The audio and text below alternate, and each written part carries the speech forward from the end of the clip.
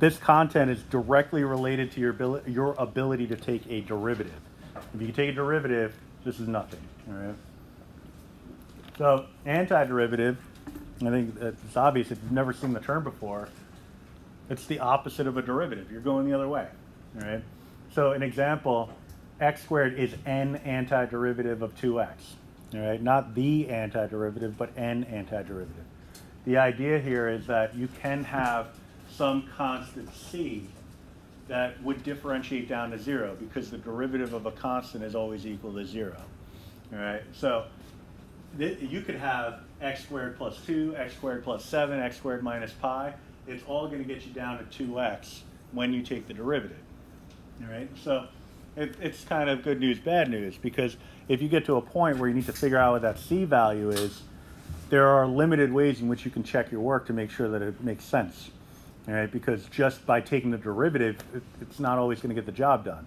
The heart of the function, the variable component, that'll check out, but the c is always going to go to 0. So if it was supposed to be x squared plus 7, and you came up with x squared minus 5, when you check it, you're still going to get 2x, and you'll never know that you did it incorrectly. All right, but anyway, we'll get to some strategies to deal with that. We're looking at dy dx equals 2x. That's known as a differential equation. There's an entire course related to differential equations here. Then you get to other schools and you find out that there are several courses related to differential equations. You get the ordinary and then you get the partial. The partial differential equations only occur after you've learned partial derivatives, which is a Calc 3 concept. All right. So we're only working with the ordinary differential equations at this point. All right, so what we're going to learn how to do is solve some basic differential equations. All right, and the idea is that, you know, because some people like push back on this, they're like, "Oh, we're not supposed to do differential equations in this course." Well, if you're finding the antiderivative, odds are you're solving a differential equation in some capacity. All right, we're just not going to go crazy with it. We'll keep it simple. All right, so what we do is we take our differential equation and we write it in differential form. dy equals 2x dx. It's not a common topic taught in Calc 1, the concept of a differential. But in high school, we have to teach it in all of the calculus courses, right? For some reason. Honestly, it's a strange topic that doesn't seem to really have a place in anything. But the reality is it seemingly doesn't have a place in anything. The reality is it's the foundation of definite integrals, because this will help us determine the area under a curve. So let me just diagram this out really quickly. Nothing too crazy. I'll keep it simple. Let me just fix that. Get a pen going here. So let's say I have an arbitrary function. That's an arbitrary function for me. It's the same arbitrary function for every diagram I draw that involves an arbitrary function. All right. So we have this operation of 2x dx. All right, but let me simplify this a little bit further. Let's say or actually generalize it. dy is equal to f of x dx. So some function of x. All right, some function of x. Well, that's really a y value, right? Y and f of x are interchangeable. All right? That's one of the earliest things you learned in Algebra 1 or college algebra, but it was one of those things like it became a memorization piece. You're like, okay, there's an f of x. I just replace it with a y. Why? I don't know. You told me to do it, so I'm going to do it, right? But f of x is really just saying that you have some equation y that is a function of x. The y value is determined by the function operating on a particular x value. All right, so in reality, again, we have a y value here, some y, poor quality y. But it's the product of y and dx. All right, well, here's my arbitrary function. Any point along that curve has coordinates x comma y, but really x comma f of x.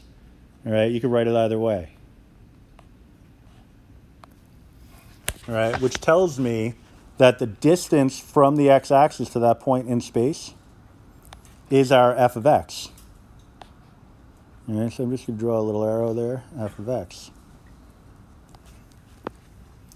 Now, I just drew a little vertical line segment here, but that dx is representing an infinitesimal change in x. All right, so if you learned anything about Riemann sums, the rectangular approximation, rectangles under a curve, then this will make more sense to you, I think, than folks that are seeing this for the first time. But what this is telling us, that dx, is that there's a teensy tiny little deviation. Let me go purple for those keeping score at home. So a teensy tiny little deviation.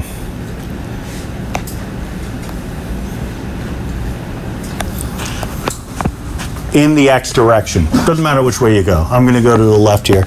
That little distance is called dx.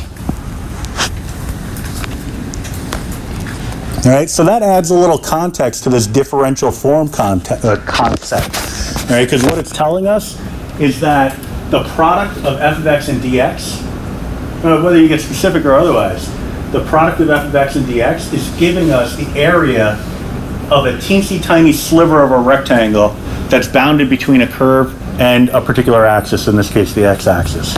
All right, so this is giving us the area of a rectangle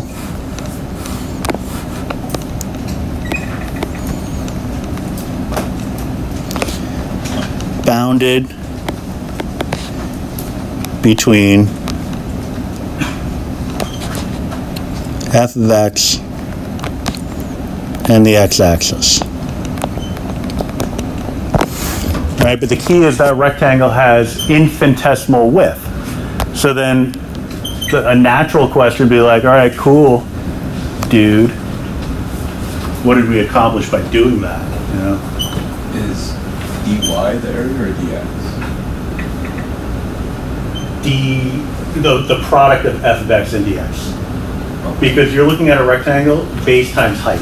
Yeah. Right? So that whole shebang in there, that little field, I'll even highlight it in for you. That's the area. That's a good question. All right, so then the natural follow-up to that would be, okay, well, what would I ever want with one tiny sliver of area? And I would counter that by saying, well, what if I could have infinitely many little tiny slivers of area over a particular interval? Then in that case, what I would get is the area bounded between the curve itself and the axis. All right, so this is the foundation of the concept of area, and then by extension, the concept of volume. All right, two main foci of this unit. All right, so focus sounds right, but it's really foci. It's conic sections. So anyway, that's kind of a little teaser of what's to come. What we're going to do is practice the operations at least at first. The idea of finding the solution to a differential equation or finding the antiderivative, right? So we have different forms of notation. Y is equal to capital F of x, where we say f prime, came out a little funky here. Should be all right on your papers though, right? If it isn't, then that's a typo. How bad does it look? Oh, that looks pretty bad. Yeah, that could use a little, I don't know what the right word is. A little refinement? I don't know. But yeah, that's supposed to be like a nice, clean looking F prime. It's not, so that's a typo bonus opportunity for someone. It's first come, first serve though. So if everybody in the class submits the same typo, if you were to say on page 2, fix F prime of x, and everybody else in the class does that, the first person who gets it to me gets the typo. But how do we know we got the typo? You look to Blackboard. Right? On Blackboard, you'll see you either got credit or you didn't. All right. So capital F prime of x is the same as lowercase f of x, and then so on, because then you get into lowercase f prime of x, which is something that you're familiar with from Calc 1, f double prime, triple prime, and so on. All right. So we have our differential equation, we have the differential form, but then we also have the integral notation, which is the act of taking the antiderivative of both sides of your differential equation. right? So I'd be looking at this, and I would say antiderivative, antiderivative.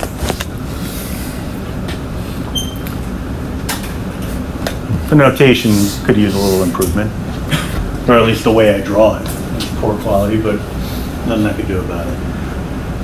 So if you compare this to what I have written over here, you say, okay, well, clearly this integral symbol, integral, antiderivative, they generally mean the same thing. All right, so the integral is the noun, the antiderivative is the verb. All right, so the integral is the object that you're looking at. This is an integral. The antiderivative is what you do to that integral. All right, so most people just say, oh, they're the same thing. Yes and no, slight subtle differences, but mostly having to do with the language, not necessarily really the mathematics behind it. All right? But from this, it's pretty clear that the integral of dy somehow becomes a y. All right. Now this really isn't the integral of dy. There's like a hidden numerical value in there. Because dy and dx, they both act like variables. All right? Because it does actually represent a quantity, a variable quantity. dy is an infinitesimal change in the direction of y, but it's an unknown infinitesimal change in the direction of y. All right? So it's a variable. Right? If I were to write the number or the value x without a coefficient in front of it, you would assume that there was a coefficient of 1. Same idea here. I'm giving you the variable dy. There's an assumed coefficient of 1 in front of that dy. So I'm going to just tuck that right in there. All right, and so what we get from this, not so much as the idea that the antiderivative of dy is somehow equal to y, it's more like the antiderivative of 1 is equal to y.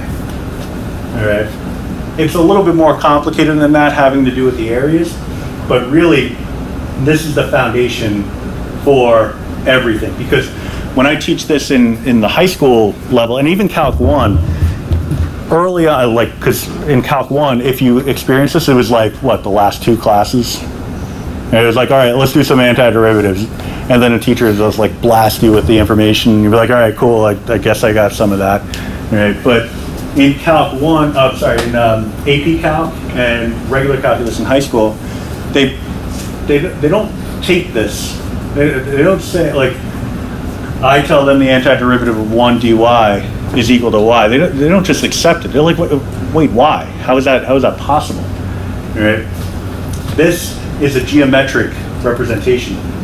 Right? Because what we're dealing with here goes back to what we were talking about above. You're looking at the product of f of x dx on the right-hand side, but on the left-hand side, you're looking at the product of 1 dy. So 1 multiplied by some infinitesimal change in y. All right? So it's really a question of, okay, so what does that mean? Well, if this is f of x dx, well then this would have to be some f of y dy. All right, so that 1 is really the result of f of y. But if f of x is equal to y, if it's the same thing, then f of y is the same as x.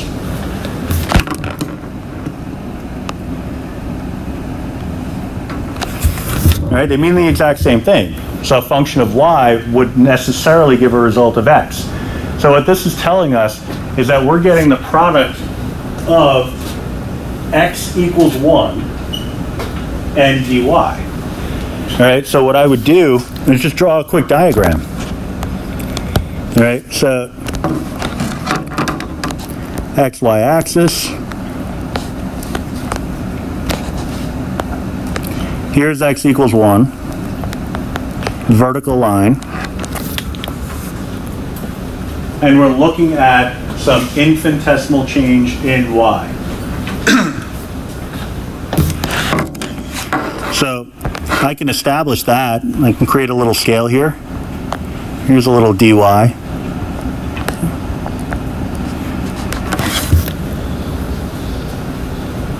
right. So what we're getting here is, again, a rectangular area, but specifically equal to dy. All right, so that's what the physical manifestation is. So the area is equal to 1 times dy, or just dy. All right, so that's really what's going on there. That area for a single rectangle is going to be equal to just a dy. But that rectangle has infinitesimal width. So then the question would become, well, what if I had infinitely many rectangles? Okay? What would happen there?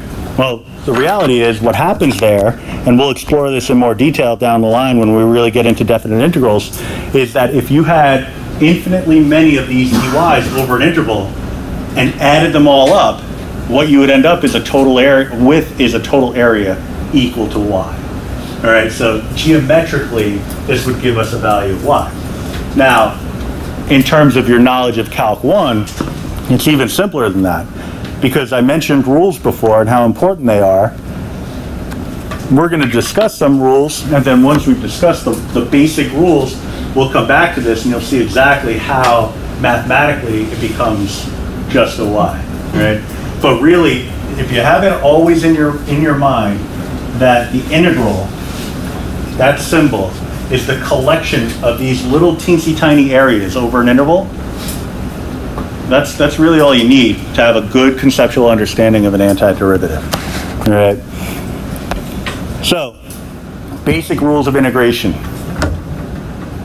It's pretty straightforward because, like I said before, if you know derivative rules, then you know antiderivative rules, the basic ones anyway. What I'm looking for is a value that has a derivative, value or set of values, that has a derivative equal to 0. Give me a value that has a derivative equal to 0. Yeah, C. Some constant C. All right, 2 pi e 73. Any constant would have a derivative equal to C. All right? Equal to 0, sorry. So I need a derivative that's equal to k. Now understand that k is some constant. All right? Usually it's a constant of proportionality, but it really could be any kind of constant. It could be like a spring constant if you're thinking of a physics class or something like that. All right? So any kind of coefficient, really. All right? And so this is the key, really, to understanding what I was talking about before with the dy business. All right? So give me an expression that would have a derivative equal to k.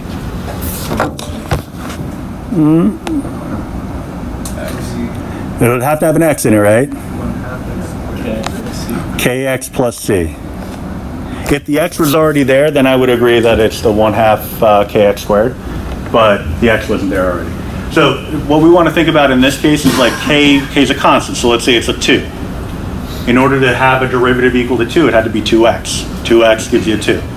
If k is equal to 1/2, it had to be 1/2 x to give you a 1/2. So it wouldn't be 1/2 kx squared. No, because there was no k here to begin with. Okay. All right, so a little slightly different take on this. It has to do with the constant multiple rule. And fun fact, constant multiple rule for derivative, for limits, it's such a pervasive topic. There's a constant multiple rule for summations, for antiderivatives. It just never ends. Right? So you can always multiply by a scalar. Right? So a scalar multiple, a constant multiple mean the same thing. Right? So in this case, what I can do is I can actually factor out any constant multiplier. So I could write this as k times the integral of dx. All right? I could take that a step further and tuck in a little 1 here. So I would be asking, really, what expression would have a derivative equal to just the number 1? X, right? Well, whether you figured it out or you just reasoned that somehow I got to come up with kx, I already got the k, so this must become an x, that's either way it's fine. But this part of it becomes just an x because the derivative of x is equal to 1, all right, with respect to x. So we have kx plus c again. All right, so same result, but 2 different ways of looking at it. So that takes us back to what I was talking about before, geometrically, yeah, it's all wonderful, and we'll explore that in great detail before it's all over. But for now, you at least have a skill. So that's a constant multiple rule? So going back to this, the variable is y. All I'm asking is, what would I have to take the derivative of in order to get a 1? Now, down here it was x, but that's because the independent variable was x. Here it's y, so if I take the derivative of y, it would be equal to 1. All right. So it's a little twisty, but it gets the job done. All right. It goes back to implicit differentiation, if you remember that from way back when. It's like every time you took the derivative of a y term, you always multiplied by dy dx. It's like, well, why are we doing that? Well, this builds off of that idea. Right? And the rationale behind why you're doing that, that's a different conversation for a different day. But really it has to do with the idea that we assume that y and x are numerical in nature. So y is some number, x is some number. But what if it's not? What if it's some function? Like function of a different variable, right? We can't actually assume that x, y, whatever variable you want is just some numerical value. So we always multiply by the derivative of the variable itself. Most of the time it ends up being kind of a meaningless step, but when it's important, it's hugely important. The third one is an extension of the constant multiple rule. And knowing the names for these things it's wonderful, but not required. Honestly, I'll tell you when the name is the important thing. It's nice to be able to identify it though. Oh, how about this? It's nice to know what the hell I'm talking about when I say things like the constant multiple rule. That's probably the real reason why you would learn terminology. So if I say it, you understand what I'm talking about. Here, I have a constant multiple, k, so I can pull that out.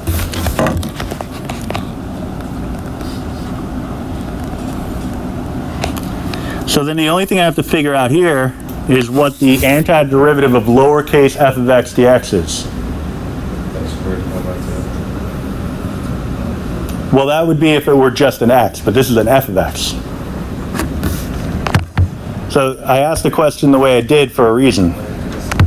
Lowercase f of x has an antiderivative of, I mean, if you had to guess, I just gave it to you in a silver platter. Lowercase f of x has an antiderivative of uppercase f of x.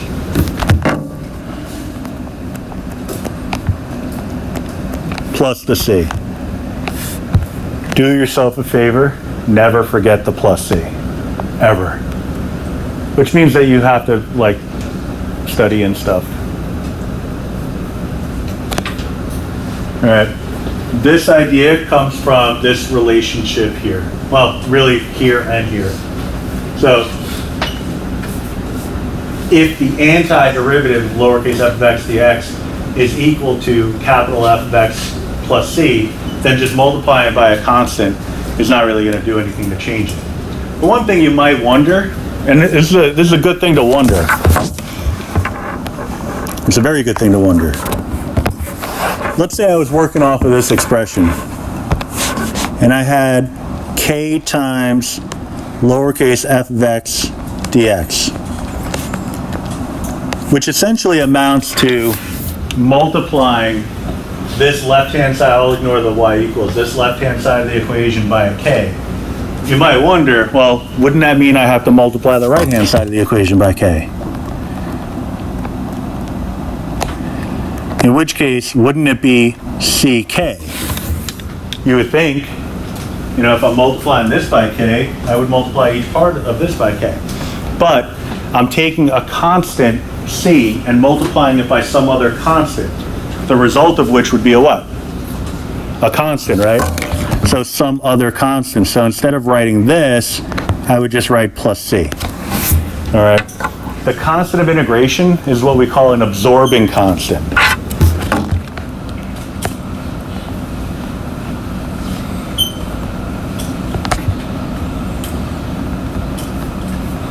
All right, it absorbs other constants. All right, because all we're doing is defining it by some kind of constant. It really doesn't matter what that constant is if you're representing a general solution. All right, in the end, it all comes out in the wash when you're actually solving for the value of C. It works out one way or the other, so it really doesn't make a difference. But I will say that you'll end up pulling your hair out a little bit less if you pay attention to the absorbing constant C and make sure that it does absorb all the other constants. Because if you have an answer like some function minus C, well, the C should absorb the negative, because that's really the same as -1 times C. All right, if you don't do that, you're just going to make your algebraic life a little bit more complicated. You'll still get the right answer, but you might have to do a few more steps. And the one trick is that those steps might not be the most intuitive steps. Right? You might have to do a little reasoning. You make your life a lot easier if you attend to that absorbing constant. All right, x to the nth is a power function. So like x to the third, x to the 10th. What are we looking at there? Indeed.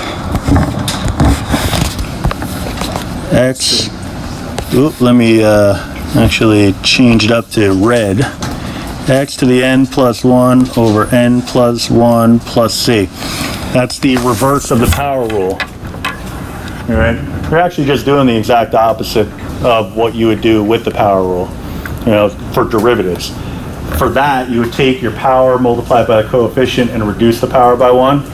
Here, we're just going the other way. Right? Exactly the other way, though.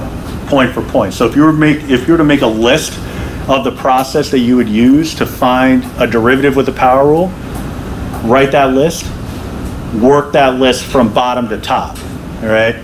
So instead of reducing the power by 1 as your last step, you want to increase the power by 1. Instead of multiplying by that power, we want to divide by that power. It's fine to go x over n plus 1 and multiply by the inverse.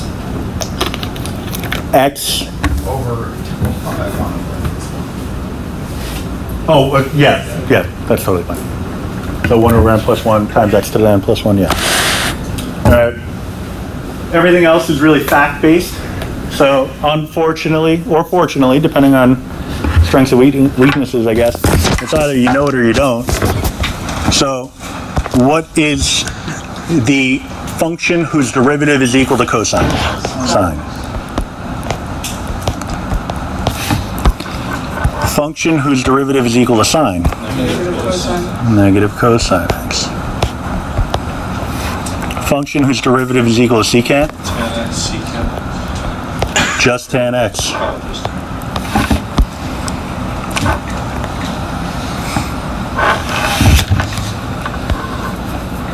All right. Something that sometimes gets glossed over in Calc 1 is the negative cofunction relationship between cofunctions. So if you and it's like a lost art in trig. Like you kind of intuitively understand and know these terms, but you don't always say it. Like when you say a cofunction, it's a function that is the same except it either does or does not have the co on it. So sine is a cofunction with cosine, cosecant is a cofunction with secant, cotangent with tangent, right? So if you know the derivative or antiderivative of one function, then its cofunction has a derivative or antiderivative that is a negative cofunction. All right, so sine is the antiderivative of cosine. So sine is the cofunction of cosine. So all I have to do to get this antiderivative is slap a co and a negative onto this function, and I'll have it. All right, so it's a little, it's not required. Some people, you just know them. Like it was drilled into you, and you're fine with that. But it's like a little extra tidbit that helps you do a little bit less thinking, and I'm all about that. Anytime I could take a mental break when I'm solving a problem, I enjoy it. I feel like it adds like time on the back end of my life. Right? Because God knows that enough things happen that I know are going to take years off the back end of my life. I'm just thinking of the unit circle, sorry. Sorry, I just got to ask. Sine of pi over 6? Yeah, I just lost 5 years. Okay. So that's what we'll go over the unit circle, but those are the things. It's like, it's so important, but such little care is taken to actually get to know it, and prices are paid, especially in Calc 3. If you're taking Calc 3 and you go into that class without knowing the unit circle, enjoy the ride. Enjoy the ride. But I'm going to quiz you on it 3 times this semester. So you'll have to demonstrate the knowledge of the unit circle 3 times. So hopefully that means that you'll actually retain it going into the next course. All right. So we know that the antiderivative of secant squared is tangent. So what's the antiderivative of cosecant squared? Negative cotangent. All right, because it's the negative cofunction. Plus C. You're not gonna like it when it happens. Hopefully it doesn't happen, but there's always one student, always one. Exactly one student. Every time I teach this course that forgets to put the plus C on everything. It's gonna cost you a half a point every single time you forget. Me saying this is usually enough to keep the other 30, I think there's 31 people enrolled, me just bringing this up now is enough to keep the other 30 people from making that mistake, but there's always one. It's probably the person who's absent today. They're not here for the spiel.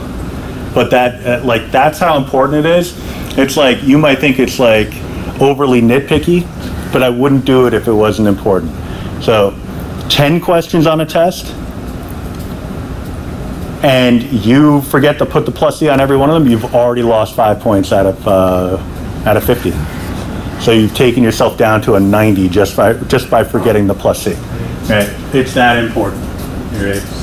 Aside from it being a major conceptual lack of understanding, it's just you not showing attention to detail. That rubs me the wrong way. I don't like that. Right, anyway, antiderivative of secant tangent. Secant x plus c. You got it. Secant x plus c. Antiderivative of cosecant cotangent. Negative CSC, negative cosecant.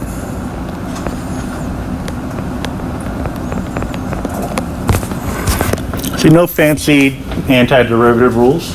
Just these are cofunctions. So negate and find the cofunction. All right. Some other ancillary topics. We kind of addressed this one before. Antiderivative of 1 over x is ln x plus c. Little absolute value bars around the x. Not always important, but when they are, it's like insanely important, right? Because you can't take the log of 0, you can't take the log of a negative number, so we want to guarantee that all of our values are, well, greater than 0, but specifically we don't even want it to be equal to 0, right? Absolute value brackets, got to have them there, right? So don't skimp on that. Sometimes you'll get to a point where it's like not necessary. If you're ever in doubt, just throw them in. But if you have something like the natural log of x squared, you square a number, it's always positive, right? So you don't have to worry about the absolute values in that context. But if it's something like the natural log of x cubed, that could be negative. So the absolutes have to be there, right? And then later on, I'll show you how to create the graphs of some of these kinds of functions, because it's really the kind of thing that it's so quickly glossed over because people have calculator dependency, and sometimes it's a good thing. But I told you earlier that I like the inner workings of the calculator. Inner workings are not y equals type it in and go to the table. That's not the inner workings. That's like the first thing you learn. I'm talking about like all the hidden features that you didn't even know existed. Right? That's the stuff I'm all about. Right? But for something like this, very easy to create the graph by hand. So easy that it kind of begs the question of why would I even put that in the calculator to begin with? All right? Antiderivative of e to the x. E to the x, that's the nicest one in the history of nice ones. All right. Derivative of e to the x is e to the x, so the antiderivative is pretty much the same thing except the plus c. A to the x is some base other than e. All right, so that's a little bit of a different story, but with logs and exponential functions, we got to become really, really proficient with this before we get to the third unit, because exponential functions is the basis of a geometric series, and so there's no hope of understanding that without understanding an exponential function. All right. Does anybody know this one? A to the x over ln x, yep. Plus c. Or you might write 1 over ln of x times a to the x. I'm sorry, ln of a. ln of a. It's natural log of the base. Absolute value bars go there unless you know that this is a positive value. All right, now these are written in general form. So you can expect when you're actually doing a problem like this that it would be 2 to the x or 17 to the x or whatever. So just take note of what that base is. If it's positive, you don't need the absolutes anymore. All right, positive not equal to 0. All right, if it's negative, well, then you definitely want it. All right, so this video is wasting your time, right? Especially if you're taking other classes, you know. Never a bad idea to read ahead, but that's not a requirement. All right, so we're going to learn about particular solutions to differential equations. Nothing too crazy. It's doing the same thing that we were doing based off of the rules, and it includes that little extra twist of not leaving it in terms of c. All right, so we're going to actually find the value of c. All right, so on the first page we learned that the antiderivative of x squared, 2x is x squared plus c. All right, but if we have some kind of condition, some point that exists on the curve, then we can determine what that value of c is. All right, so some problems are a little bit more complicated than others, but none of them are too bad. So you're given a function, capital F of x is equal to the antiderivative of 3x squared minus 1 dx. All right, so what I'm going to do, I'll just rewrite it and then just point to stuff, I guess. We have this polynomial function 3x squared minus 1. We can take the antiderivative of it a piece at a time, because just like with Calc 1 and derivatives, you could take the derivative involving a sum a piece at a time and do the same thing with antiderivatives. Right? It's only when you get into products and quotients that you have an issue. Like you had a product rule and a quotient rule. We'll have to account for products and quotients in a different way. But if it's just the sum or difference between two functions, you just do it a piece at a time. So I'm looking at I need the antiderivative of 3x squared, and I need the antiderivative of negative 1. So what's the antiderivative of 3x squared? X cubed. 6x if it were the derivative. All right, we're looking for the antiderivative. So the rule is x to the n plus 1 over n plus 1. That's all well and good, but if you really think about what that rule is telling us to do, it's telling us to increase the exponent by 1 and then divide by that new exponent. Right? So x squared becomes x cubed, divide by 3. 3 becomes a 1, so you get your x cubed that way. You check it very easily, apply the power rule, 3x to the second power. All right, what's the antiderivative of negative 1? Negative x. All right, I'm just going to put a big old plus c at the end here. Now, you might say, wait a minute, we took the antiderivative twice. We did it for this guy here and this guy here. And in fact, it's kind of strange. If you think about it, what we actually did here is we found the antiderivative of 3x squared dx, and then we subtracted from that the antiderivative of 1 dx. All right, for the first one, it became x cubed plus c. And for the second one, it became negative x plus c. But we have two constants here that needed to be added together. And that gives us the C. That's the weird part about all this. If I add two constants, the result, you might look at it and say it's 2C. But it's not, because one constant will absorb the other. All right? A constant plus a constant is equal to a constant. Constant divided by a constant is still a constant. Constant to a constant power. Constant times 2 or 20 or some other constant, still a constant. All right? So you can get into the philosophical aspect of, wait, which one absorbed which? One got absorbed. It doesn't matter. All right? But that's the idea.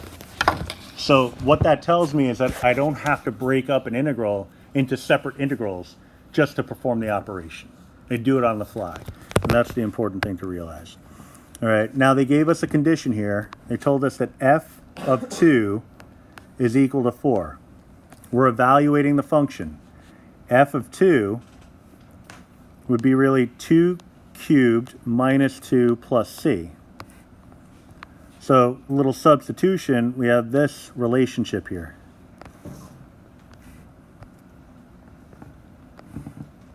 So we're looking at 4, well, I'll just actually tuck it below.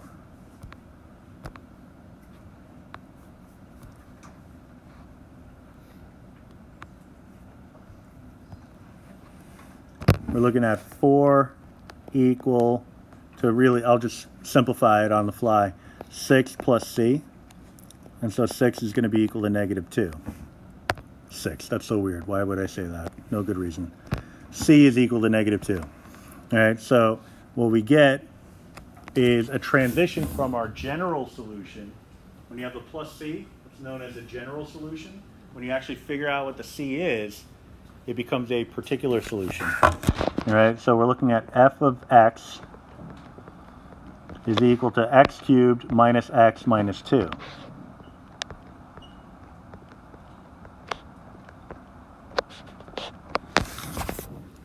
All right. Now, a little something to consider here, and there's little sticking points. I don't know. When I was a student, I think I was just not gullible.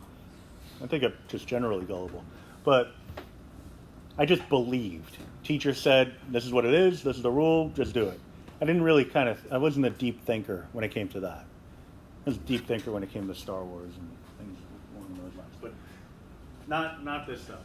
So I just followed the steps, got the answer. It wasn't until I became a teacher and I had to field all the questions from all the different minds, and some of them kind of think outside the box, that I had to be prepared to answer all these questions, which means I had to do the thinking that I didn't want to do in the first place. That's like poetic justice, I guess. What I'm getting at is the main idea, or at least the question that comes up so frequently, or at least I'll phrase it the way that most students ask. Wait a minute, I thought you said C was the absorbing constant. So shouldn't that C absorb the 2 cubed and the negative 2? Shouldn't this be C equals 4? Because this should absorb all that stuff, right? And my answer to that is context. In the process of integration, C is the constant of integration. In that role, in that context, it's the absorbing constant. When you're actually trying to solve for C, it's not a constant anymore. It's now taking on the role of a variable. All right, variables don't absorb anything. All right, so when you're in the act of actually solving for the value of C, it takes on the role of a variable, and you treat it like any other variable. It's only when it's in the act of integrating that it absorbs other constants. All right, it's a weird little dynamic, but it's so important, because you'll find, as you go through some practice problems throughout the course, that you're either getting them all right all the time, no problem whatsoever, or you're making like little tiny mistakes. I get a -2, you get a +4. I get a +7, you get a -6. You're just off by a little every single time. You can't figure out why. It's probably related to this idea. All right, very, very important. Very important. Like so important. It's not really that important. No, it's incredibly important. All right, number 2. It's kind of structured a little bit differently, but I'm gonna reorganize it just so you kind of get a sense of how this builds towards the appropriate solution. There's a lot of steps that can be skipped, but I want to show you the full solution at least the one time. All right. So we have g prime of x, but ultimately we're looking for g of x. Now g prime of x, prime notation is convenient because it's shorthand, but sometimes it doesn't tell the full story. This is the same as saying the derivative of g of x with respect to x. All right? Because it's really d of this y, dx, dy, dx. Same thing as g prime with the function being g. All right? That's equal to 6x squared. All right, I'm going to get it in differential form. d gx, g of x, is equal to 6x squared dx. I'm just cross multiplying. So a little cross multiplication. And this might seem like I'm unnecessarily making the problem more complicated than it needs to be. It's really just so you get a good foundation and understanding of the notation. That's really all it's coming down to. I want to solve this for g of x. Right? I'm almost there. I just need to integrate both sides.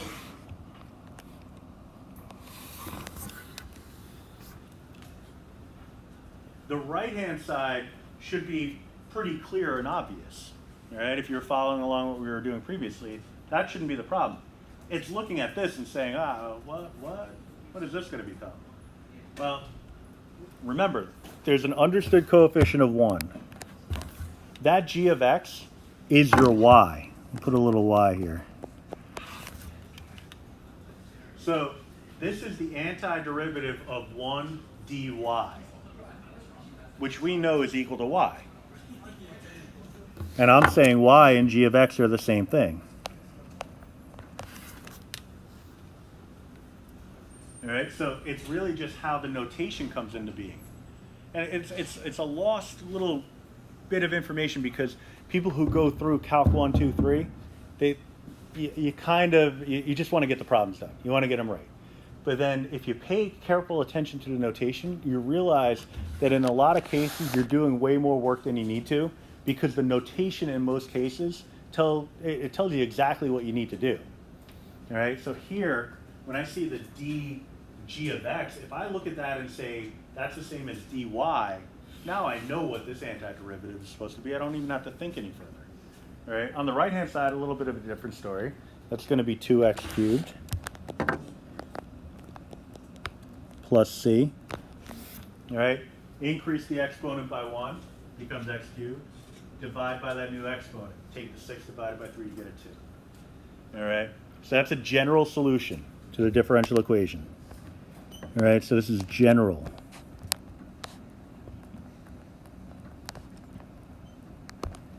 What we need is the particular solution.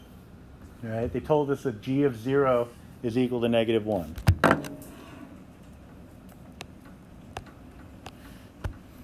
By actually doing the algebra, we determine that g of 0 is equal to 2 times 0 cubed plus c.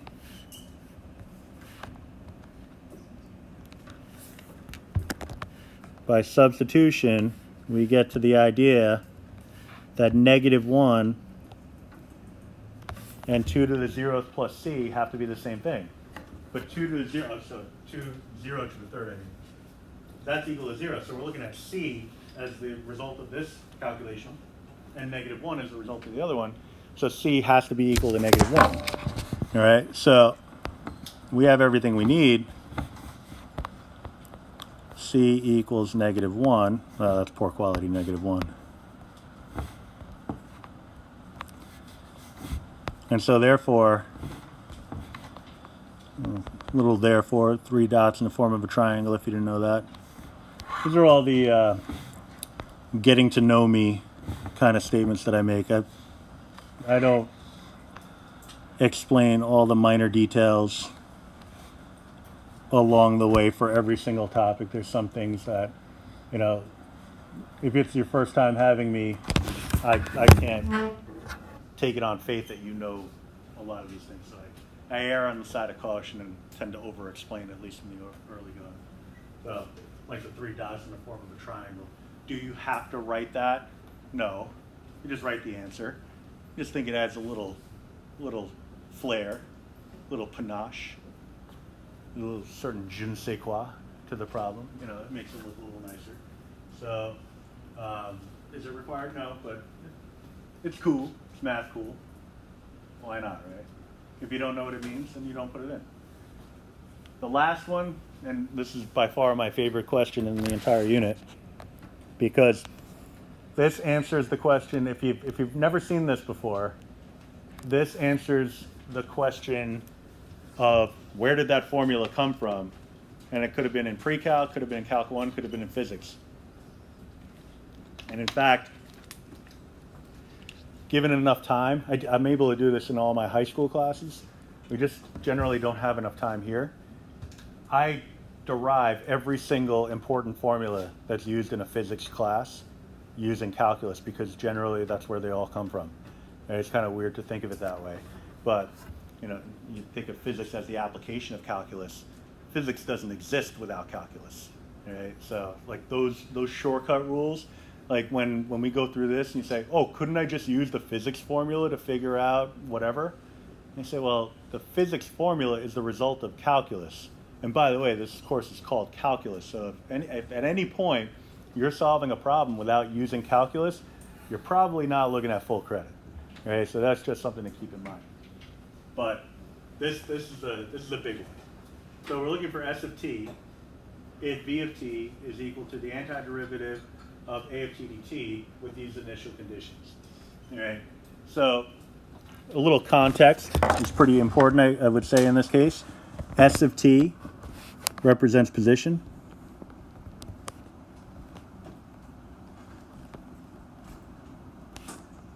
At time t. V of t is velocity at time t. And a of t is acceleration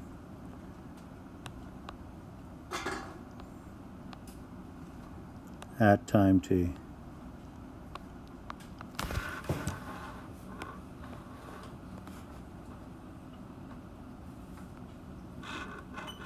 By the way, this app smooths out my handwriting and makes it somewhat legible. I only say that because that's actually why I use the app. Like, you would not be able to make any sense out of anything if I did it even on the smart notebook. That's why that Apple TV was so important. Right, this is like calligraphy compared to what I normally produce with pencil and paper. Right? So, okay, cool. We know these terms now. Now it's just a question of what. V of t is the antiderivative of a of t. Well, yeah, okay. But going back to Calc 1, we know that if we take the derivative of position, we get velocity.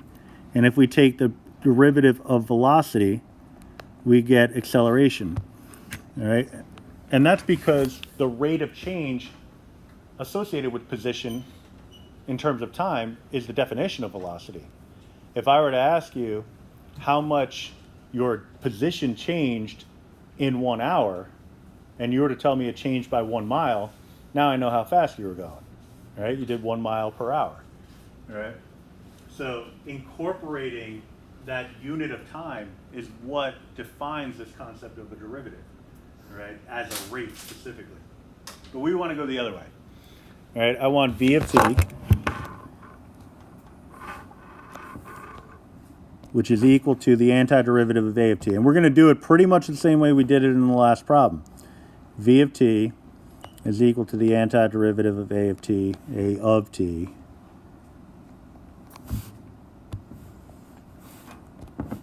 dt.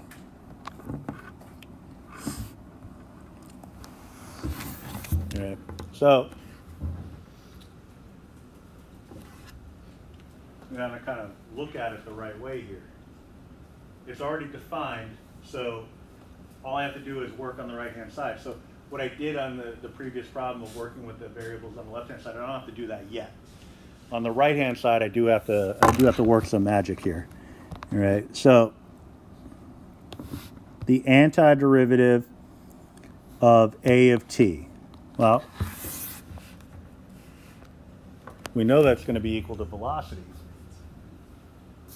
But we kind of have to sort of deal with this in its given form, right? We can't just rely on prior knowledge, all right? So if I were to look at this, I would say, well, let's treat this as some constant multiplier, all right? Because in general, oftentimes it is. If it's gravity, it's 32 in the negative direction. If you're dealing with feet, you know, it could be 9.8, but it's usually some constant. So let's treat it that way. We'd be looking at a of t times t plus c.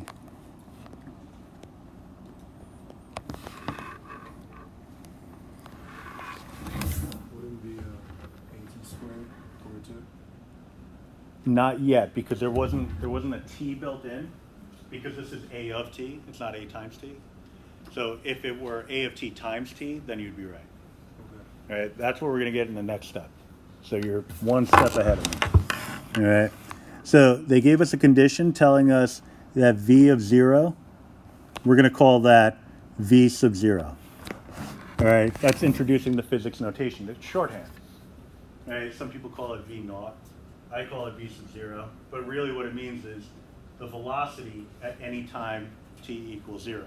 But that's a mouthful, so we don't say that. All right, so people say v naught or v sub 0. All right, so I can actually sub in the 0. V of 0 would be equal to a of t times 0 plus c, in which case we do our substitution step from the last couple of problems. The a of t times 0 is going to cancel out because that's equal to 0. You're getting c equal to v sub 0, or v naught. All right, in which case, I find that that's one of my favorite phrases for some reason. We get v of t is equal to a of t times t plus v sub 0. All right, so that's our velocity formula. And it should look somewhat familiar. Slightly different notation maybe, but that's the essence. All right. Because this is the velocity at any time t, and this is the initial velocity. In physics, maybe you don't write it with a v sub o, maybe it's a vi, v sub I for initial, and maybe instead of v of t, this is some final velocity, v sub f. So if you think back to your physics formulas, maybe you now see where that one came from. All right? That's a pretty cool realization if you're into that sort of thing. All right, so what we need now is position. All right, so we know that the derivative of position, so ds of dt is equal to v of t. All right, they didn't give us a relationship, so we kind of have to rely on prior knowledge for this part. All right, so ds of t is equal to v of t, dt. I just kind of chopped out a little step there because previously we had written d of g of x dx only to move the dx over to the other side. And I didn't see the point. All right, so this is really d of s of t dt, but then we just swing the dt to the other side to get this alone. We integrate.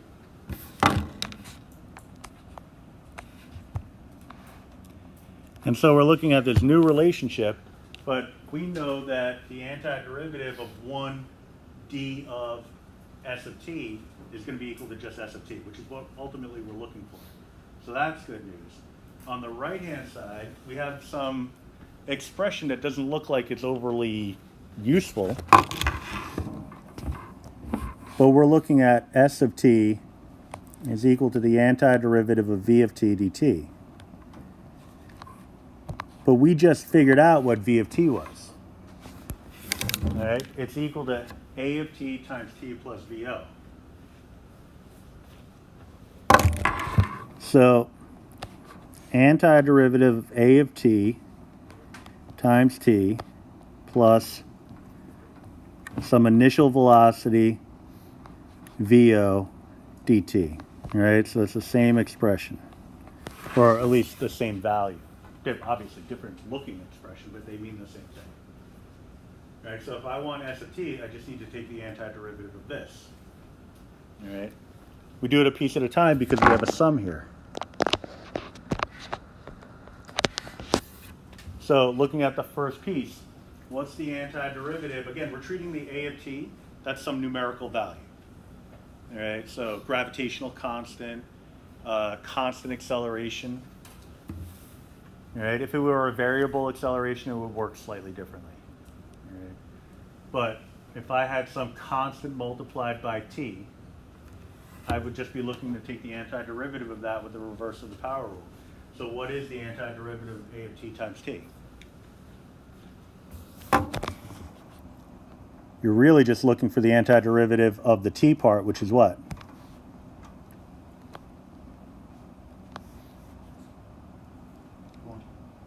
Antiderivative. T squared divided by 2, all right? So we'll multiply that by the constant multiplier A of t. So I'm taking that t squared over 2, let's think of that as 1/2 t squared. That makes this A of t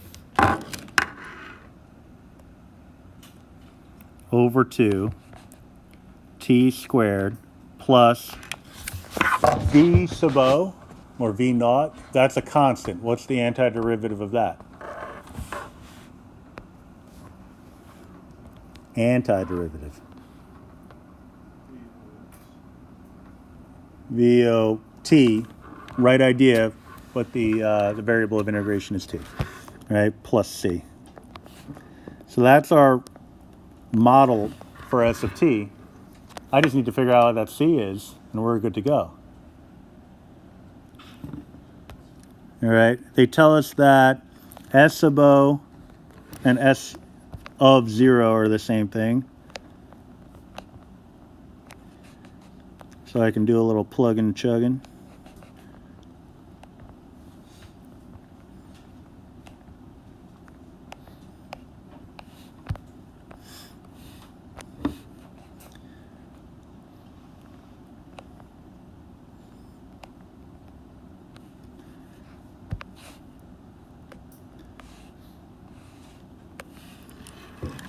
All right, clean it up. 0 is a beautiful number.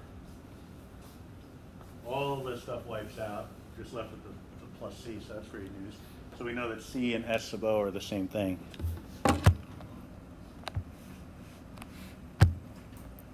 course, my handwriting makes that look not like an S sub o, but I'm sure your handwriting, in most cases, is better. So we're looking at S of t is equal to A of t over 2 t squared plus v sub o t plus S sub o. And that's a better quality S. All right. And so what we get from this, if you remember the position function from pre-calc, physics, whatever, 1/2 at squared, right? This is 1/2 a of t, but it's still a. Acceleration at any time t, if it's constant acceleration, it doesn't change. 1/2 at squared plus vot plus so. All right, that is your position function. All right, you may have si and sf for final and initial, but it's still essentially the same idea. So your position function that you learn to love in physics, it comes from the process of antidifferentiation. Now, you can see here why you would just memorize rules in a physics class. One, because not everybody's required to take not every physics class requires calculus as a prerequisite, but also it's a lot of work just to come up with a formula that you use over and over and over again. All right, so, but it's something to keep in mind. Very, very important. Two things, then we're out of here. One has to do with testing, and the other has to do with attendance. So on a test, generally, I'll say in almost every case. I like to include one problem that is a proof, and I also give you one omit. All right, so there's the tests are structured so that there'll be 10 questions, and you can eliminate one of them and get credit for the one that you eliminate. So that's good news. But I always put a proof on there. All right, this is a proof. All right, we just proved the position function. All right, it won't necessarily say prove something, but it could be written in general terms. All right, so just to avoid the natural question, because somebody always asks, is that going to be on the test? Yeah, probably. This particular question, I don't know. Maybe something similar. Maybe I'll cut it off here. Maybe I'll say find v of t, and I'll just give you the one condition. All right, but there's always a proof question, but you always get an omit. So some people say, well, forget about the proof. I'll just omit that one. Well, then you're on the hook for the other 9 questions, so you better know how to do everything else. All right, so I just want to make sure everybody knows. It was good because I saw everybody writing it down. I don't foresee a problem there, but just in case you were thinking, oh, forget that, I'm not going to do it. It's not a waste of time. The second thing has to do with attendance. I'm taking attendance today based off of Remind subscriptions. So if you got the Remind account and enrolled in the account based on the class code on the syllabus, then I have you for attendance today. All right, moving forward, I'll actually go down the list and call out everybody's names and all that stuff. But just for today, especially since I was late, I'm just doing it on Remind. So if you're in my Remind class, then you're good to go. If not, then please do so soon. All right. Okay, if you have any questions, stick around. Otherwise, have a wonderful evening. I'll see you at the tomorrow. For exams, do we have the full period, or is it like we only have like an hour of this? And they're scheduled to be an hour and a half. They usually give about 2 hours. Okay.